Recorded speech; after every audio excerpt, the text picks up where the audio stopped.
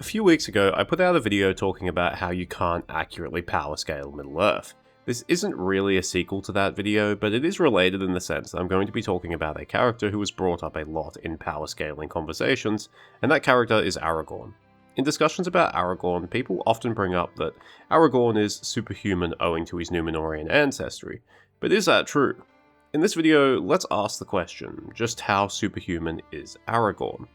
Before the question is answered, you need to know a few things about Aragorn. I suspect almost everyone who follows my channel will know these things, but hey, not everyone does. So Aragorn is not a regular man. He's almost certainly the most pure-blooded Numenorean that still remains at the end of the Third Age.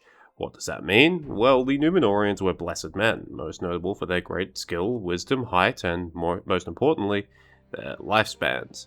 They were just all-round superior to lesser men. Unfortunately for the Numenoreans, their blessings decayed thanks to them falling to the shadow or being exposed to the entropic decay of Middle-earth. It serves us to have an example of one of the greatest Numenoreans of all time, Elendil, Aragorn's ancestor and the founder of both Arnor and Gondor. According to some measurements, he was 7'11" or 241 centimeters tall. A regular human of this height would have severe mobility and health issues, but not Elendil, who was clearly a capable warrior because he, alongside Gil-galad, were responsible for mortally wounding Sauron in combat in the Second Age. At the time of his death, Elendil was 322 years old, and possibly could have lived for another century. Given his height, the strength and reach that would come with it, as well as centuries of experience, it would not be a stretch to say that Elendil was superhuman.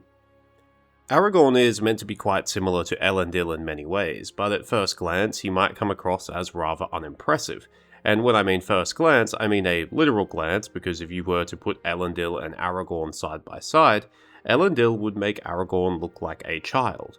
Aragorn is described as being at least 6'6" or 198 centimeters tall. Compared to regular men, Aragorn is definitely quite tall, but compared to ancient Numenoreans, he's actually on the lower half of the average. He wouldn't have the same strength or reach as Elendil, he wouldn't have the same durability, he ends up living over 100 years less than Elendil. But even if Aragorn is lesser than Elendil, that doesn't really change the fact that he could still be considered superhuman compared to a regular man. But is he? Honestly, this question is really difficult because how do you determine whether someone's skills and talents are due to having superhuman characteristics or whether they're due to lifestyle and experience? This is really important when discussing Aragorn because by the time of the War of the Ring, he's 87 years old. Most regular men don't live that long, but meanwhile Aragorn is still in his prime. On top of that, in his 87 years, he's done more things than a regular man would do in a dozen lifetimes. I suppose you have to look at things that push the limit of what a regular man could achieve. For example, you can get stronger by doing strength training such as lifting weights, and while some people have fractionally pushed that record upwards, we have more or less reached the limit of what a human can lift without relying on anything unnatural. So Aragorn would be considered superhuman in this regard if he was easily able to surpass that upper limit, especially if he had far less training. Now Aragorn is described as strong, but evidence suggests that he's not unnaturally strong. I say this because during the Fellowship of the Ring, it's actually implied that Boromir might be stronger. Atop Caradhras, it's said that Boromir is the last one to begin struggling against the storm, and when he and Aragorn clear a path back through the snow, Boromir is the one in the lead. Pippin also notes how strong Boromir is when he is being carried by him. Now, this isn't Tolkien explicitly saying that Boromir is stronger, but it's very clear that he's at least on par with Aragorn. To be fair, Boromir is a big unit. He's only 5 centimeters shorter than Aragorn, and he weighs more, and his shoulders are broader. But while he's also of Numenorean descent, Boromir is said to have not inherited the same Numenorean traits that his father and brother did. That might mean that Boromir's strength doesn't necessarily come from his lineage, but rather his lifestyle, meaning that he too shouldn't be unnaturally strong. Unlike Aragorn, who travels a lot and would regularly hunt and forage for food, Boromir would spend most of his time around Minas Tirith with easy access to plenty of food. He's a warrior first and foremost, and his prime concern would be his ability to overpower his foes, not to travel long distances. This, of course, doesn't mean that Aragorn couldn't be stronger than Boromir. If Aragorn lived the same life that Boromir did, there's a good chance that he would be stronger than him owing to his Numenorean blood. Although Boromir is a lesser man, at least when compared to Aragorn, Aragorn isn't just automatically physically stronger than him, and this tells us that Aragorn's base strength isn't really out of the range of what a regular man would be capable of. At least in regards to strength, while Aragorn would likely have a higher ceiling compared to regular men, he's not strong in a way that makes him self-evidently superhuman. What about something like endurance? Because if there's one thing Aragorn has done a lot, it's wander around. One example that often gets brought up to imply that Aragorn has superhuman endurance is when he, Legolas, and Gimli run across Rohan in about 3.5 days, for a total of 135 miles or 217 kilometers. Interestingly, while researching for this video, I learned something, that endurance athletes who run ultramarathons are absolutely insane, and that the Three Hunters' pace isn't actually that fast, but don't let that bring down the achievement. It's worth noting that the Three Hunters were not following an outlined path. They had to slow down to make sure they were following the correct tracks, they were not always crossing flat terrain, they were carrying equipment, they were not running with modern running shoes, and they had already done a fair amount of travelling beforehand. So at first glance, the feat isn't insanely impressive, but it is when you account for the multitude of different factors. Of course, this isn't the only instance of Aragorn demonstrating incredible endurance. Merely 2 days after racing across Rohan, he fights in a battle, and then not long after, he races across Gondor. This time, he's lucky enough to have a horse, but it still ends up being 270 miles, or 430 kilometers, in less than 5 days. After this, he fights a battle at Pelargir, and then a second battle at Pelennor Fields. After another short break, he then leads an army to the Black Gate. Another incredible achievement by Aragorn is when he captures Gollum and takes him to Mirkwood. During this journey, he covers 900 miles, or 1448 kilometers, in about 50 days. Remember, he's escorting a prisoner, he has to lead that prisoner through rough terrain, and at one point, Aragorn actually swims across the Anduin after tying Gollum to a log. Swimming across the Anduin would be difficult enough even when you're not burdened with extra gear and a prisoner. It's kind of difficult to say just how elite Aragorn's endurance is, because endurance is rather difficult to compare. When it comes to strength, it's really just who can lift, carry, push, or pull the most. With endurance, there's just too many variables, but I'd be fairly confident to say that even if Aragorn's endurance isn't beyond normal human limits, I think that if he was on our world, he would be one of, if not the best endurance athletes ever. In other words, if you have to run away from Aragorn, even with a massive head start, he will probably track you down and he will cross mountains and rivers to do it. Let's talk about some other skills that go into fighting. Let's say things like speed and reflexes, things that often get focused on when people talk about power scaling. Well, we know Aragorn is an incredible fighter. He fights on the front lines in multiple battles, and after the Battle of Pelennor Fields, it's said that only Aragorn, Éomer, and Imrahil were uninjured. This might be an exaggeration, but evidently Aragorn is skilled enough to kill anyone in his path without taking any injuries. After all, he's a tall man with decades of experience in combat, wielding the Middle-earth equivalent of a lightsaber. However, there is one instance that tells us that even though Aragorn is a great fighter, he can be evaded. At the skirmish in the Chamber of Maz-Arbul, an Orc chief charges into the room, making a beeline for Frodo. Aragorn takes a swing at him, but the Orc does actually duck under the attack and succeed in giving Frodo a minor injury. Aragorn does not miss the second attack. Honestly, this instance feels rather nitpicky because, yeah, what does it show? Aragorn can swing and miss. He doesn't have 100% accuracy, what a noob. But what I mean to say is that if someone fights Aragorn, they can block or dodge his attacks. He's not moving so quickly that one cannot react to him.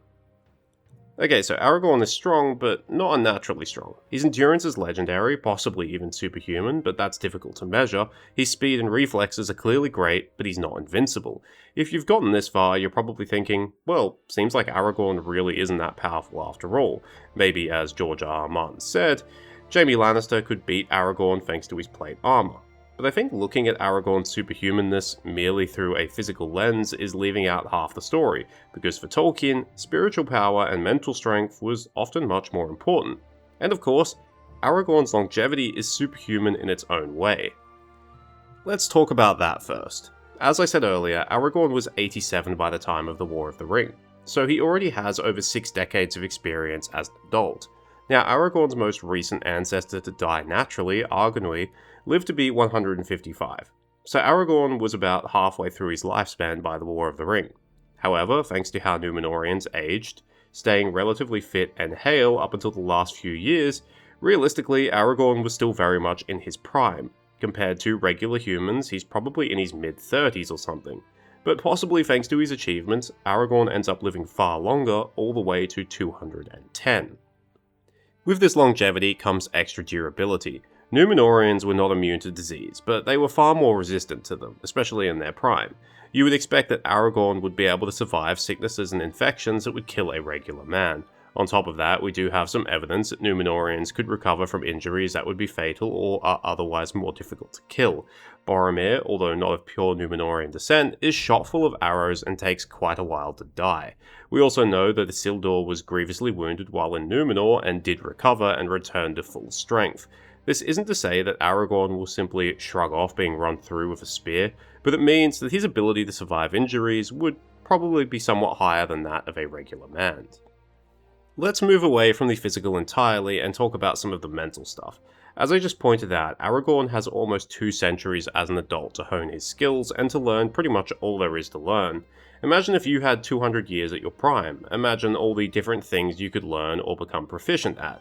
Think of how many more playthroughs you could do of your favourite game. Basically, this is to say that Aragorn could become a master at so many different skills simply because of his longevity. And I haven't even mentioned the greater wisdom and intelligence that was granted to the Numenoreans. In practical terms, it's hard to measure this, but we do see that Numenoreans were capable of crafting and building things that lesser men were not. This is to say that not only would Aragorn have lots of time to master a skill or learn something new, but he would also be better at doing it. Now, being Numenorean isn't a foolproof cheat code. We saw with the King's Men and the Black Numenoreans that Numenoreans could become irrational, prone to pride, envy, lust, and becoming vulnerable to lies and propaganda. But it's pretty clear that Aragorn is a fairly intelligent guy, even beyond his natural blessings and the multitude of lore that he has learned and the skills that he has honed. He consistently makes decisions based on facts and logic, and they mostly turn out to be correct. He's able to think on the fly, and he understands situations and other people incredibly well. Speaking of understanding people incredibly well, this was also a Numenorean trait, to be able to see the hearts and minds of lesser men, a skill that both Faramir and Denethor had. This doesn't mean mind reading per se, but it does mean that if you were to have a face-to-face conversation with Aragorn, he'd probably be able to tell if you were lying or what your intentions were fairly easily. And finally, Aragorn has another weapon, the gift of foresight. This was a blessing most commonly found in elves and men of Numenorean descent, where one could get glimpses of the future. This means that at certain times, in regard to certain things, Aragorn would be able to make predictions based off of zero evidence, and those predictions would come true. This doesn't necessarily mean that Aragorn could tell you the lottery numbers for tomorrow, but it does mean that there would be instances where Aragorn could be fairly confident in what the future would bring. Basically, I think if you combine all of these traits, it would be safe to say that if Aragorn were in our world, he'd be the smartest human around, and he would be incredibly valuable. Lastly, let's talk about Aragorn's spiritual and mental strength. Once again, this sort of thing is hard to measure. For example, Aragorn was able to be in the vicinity of the One Ring for weeks and did not crack, unlike Boromir. However, who's to say that another regular man might have also been able to resist that temptation for just as long? Remember, Boromir succumbing to corruption wasn't because he was a bad person or because he was weak, it was because he had something to lose, something that he wanted to save above all else. I guess in that sense, we can compare Aragorn to Boromir, because Aragorn also had plenty to lose, but he was able to keep his thoughts clear. But there are other examples of Aragorn's mental strength, beyond the hardship that he regularly endured. For example, he was able to show fearlessness on multiple occasions. When he faced the Nazgul at Weathertop, whose screams alone were enough to cause regular men to drop their weapons and cower in fear. Another example is when he revealed himself to Sauron through the Palantir.